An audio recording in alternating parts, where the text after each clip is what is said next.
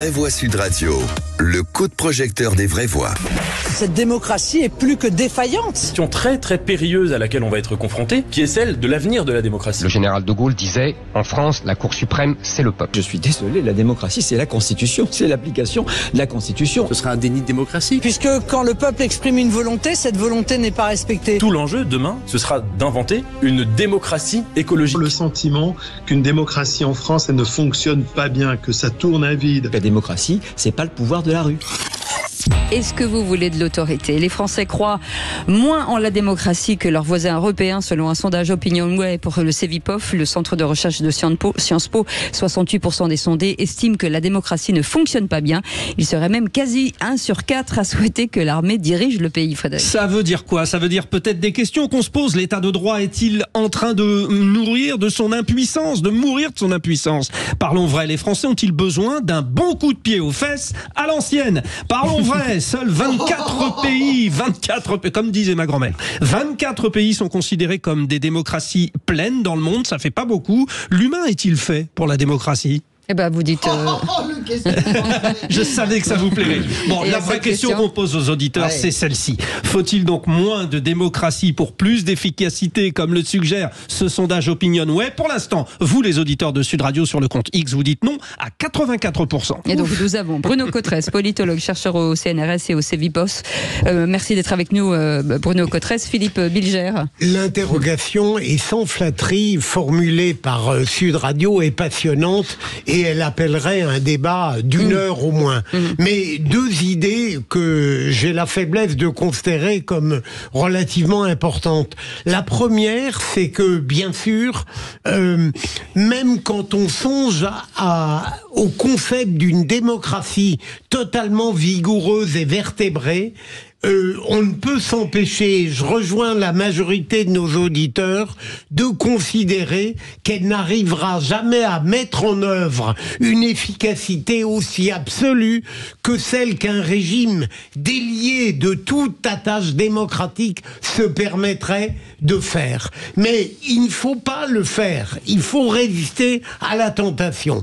Deuxième élément, et c'est le fait que, pour quelle raison, vous l'avez dit Frédéric, les citoyens vont vers cette pente morose et d'une certaine manière, pour certains très militaire, c'est que simplement, moi je le crois, l'élite de notre pays, il faut le dire clairement, notre régime actuel, notre président de la République, et peut-être n'est-il pas le seul, nous ont fait perdre le goût et l'exemple de ce qu'est une véritable démocratie.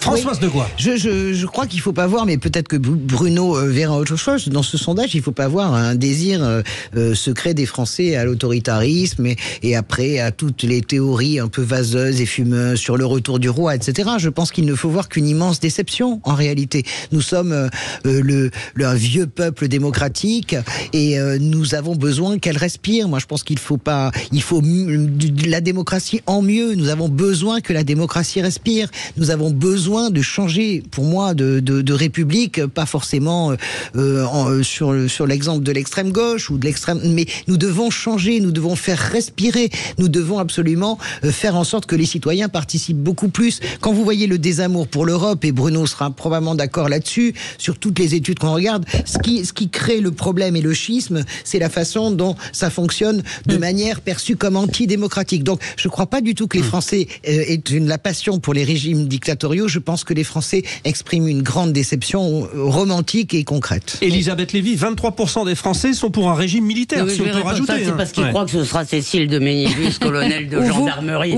leur dictateur.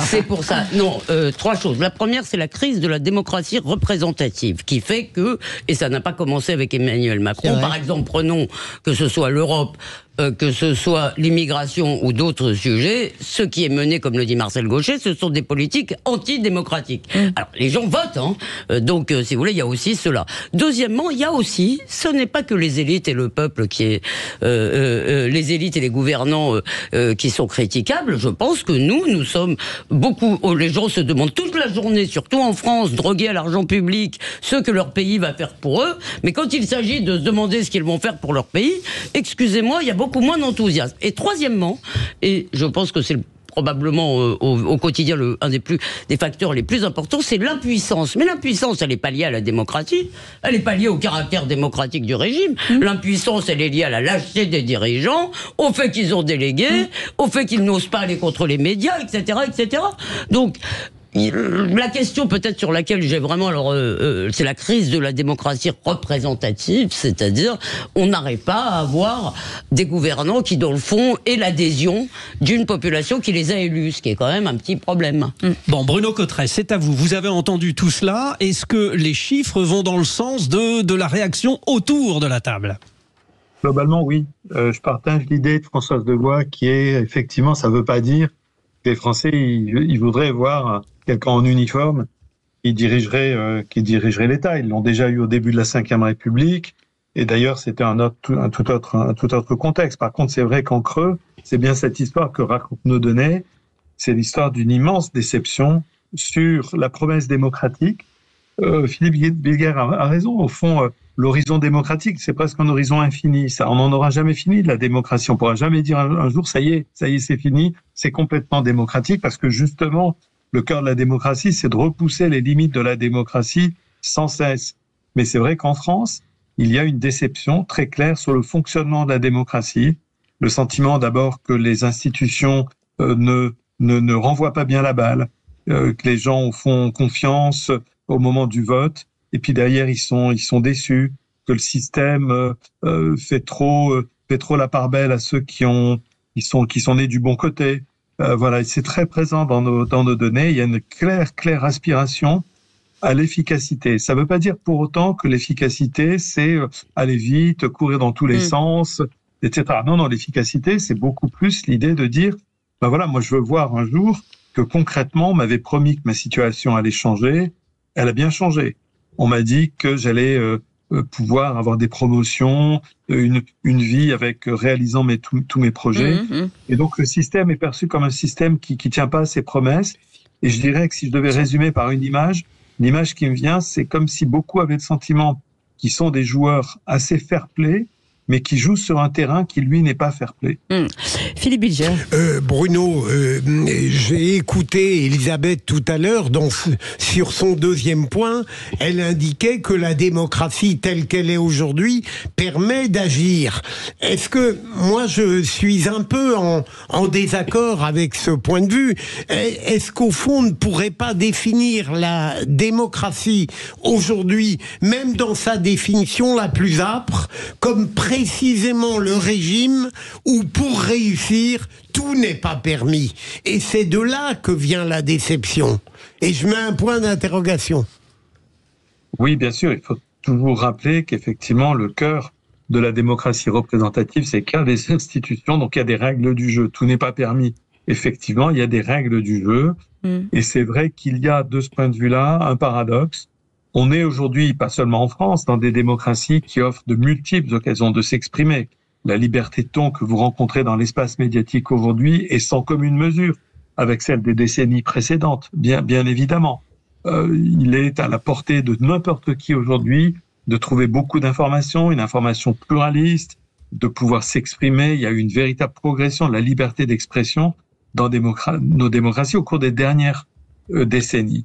Mais c'est vrai qu'il y a une demande qui est que cette prise de parole, elle soit davantage écoutée par le pouvoir politique qui lui donne le sentiment d'être un peu enfermé dans ses certitudes et enfermé, presque bunkérisé dans un univers qui apparaît de plus en plus, aux yeux de ceux que nous enquêtons, comme une sorte de bulle qui s'est détachée un jour et puis qui est à part. Bon, alors, Françoise Devoix veut intervenir. Rappelons que dans cette étude, il est question de méfiance, de lassitude et de morosité. C'est l'état d'esprit général des Français qui suscite cette réaction, Françoise. Oui, mais parce que je pense que d'abord, il y a une grande trahison. Alors, je ne sais pas si vous remontez jusqu'à ça. Je pense qu'il y a une fracture monstrueuse avec 2005, le référendum, qui est chassé par les Français très largement et qui rentre par la fenêtre, évidemment, sur le tapis vert, ai-je envie de dire. Je pense qu'on n'a pas mesuré mesurer à quel point cet événement-là a été facteur d'une fracture et d'une méfiance et d'un désamour de la démocratie. On en parle encore. On est 19 ans plus tard. Ce référendum, ça a été le moment politique en France et cette réalité-là. Je crois aussi que peut-être, mais ça je fais de la politique, tout ce qui s'est passé avec les Gilets jaunes, tout ce qui s'est passé également avec le fait que les électeurs ont été tordus moralement dans leur manière de voter. 2017 et 2022, les démocrates, comme moi, ils supportent pas ce gouvernement, ils supportent pas cette politique, mais ils supportent encore moins Marine Le Pen. Et donc, quand vous êtes tordu contre vos convictions, quand vous avez un choix cornélien à faire et qu'entre deux mots vous choisissez le moindre, est-ce qu'on retrouve pas les conditions exceptionnelles de l'élection et de la réélection d'Emmanuel Macron dans cette méfiance, Bruno? Il supporte moins Marine Le Pen, c'est quand même vite dit. C'est pas ce que nous disent les sondages. Hein. Non, c'est pas ce que je dis. En tout cas, 2017 et 2022, c'est ce qui s'est passé. Bruno Cotresse vous répond. Bruno Cotresse. Alors, il faut rappeler quand même que cette défiance, elle est assez structurelle sur une longue période. D'accord. Quand on étudie en longue durée, on voit qu'il y a quelque chose qui s'est passé dans le pays, mettons, entre le milieu, la fin des années 80 et le début des années 90. Voilà, un ensemble d'événements. Il y a beaucoup de choses qui se sont passées à ce moment-là. Les Françaises, les Français découvrent d'abord les réalités de l'intégration économique globale de la France. Ce qu'on commence à appeler la mondialisation, un mot que personne n'utilisait dans les années 80, 70, 80, la mondialisation. À part Alain Minc qui disait qu'elle serait heureuse, en fait, mais c'est un peu plus tard. Ils vont voter en faveur du traité de Maastricht, n'oublions jamais, par une très courte majorité, 51% en faveur du traité. Donc déjà, on voit qu'il y a des doutes. Et puis là, le sentiment qui se met à se développer, qui est d'une politique qui ne parle pas au pays, qui est partie dans une autre dimension, au fond. Et c'est vrai que donc ça ne date pas d'Emmanuel Macron. Non, j'ai pas dit ça, mais il y a des facteurs accélérants. 2005, c'est accélérant. C'est tout aussi vrai qu'alors que c'était le cœur de métier d'Emmanuel Macron au début, il n'y est pas arrivé. La restauration de la confiance dans la politique. Et sur l'autre aspect de notre enquête, qui est la tonalité qu'on a donnée à notre papier dans le journal Le Monde, qui est aussi la promesse, au fond, d'émancipation, qui n'est pas perçue comme ayant été fondamentalement tenue par Emmanuel Macron. Oui, et l'avenir est visiblement pas prometteur. Merci beaucoup, en tout cas, Bruno Cotresse, d'avoir été avec nous. Chercheur au CNRS et au CEVIPOF, merci beaucoup. En tout cas, merci Philippe Bilger. Merci Françoise Degois. Merci Élisée. Donc, il n'y aura pas de dictature militaire. Non, pas bien ça. C'est bien ça. Moi, je verrais bien, vous la voyez pas au balcon de l'Élysée, Cécile de Ménibus. Evita Ménibus. Ouais, Cécile de Ménibus, avec toutes ses breloques, vous savez, le collier, là, comme ça. Mais nos grands-parents nous ont dit il nous faudra une bonne guerre. Moi, je me souviens, on était petits déjà il y a des années. Mais il ne faut pas confondre l'autorité et la dictature, quand même. Pardon. Heureusement. Merci, madame. Comment les amis, oui, les amis, à votre avis,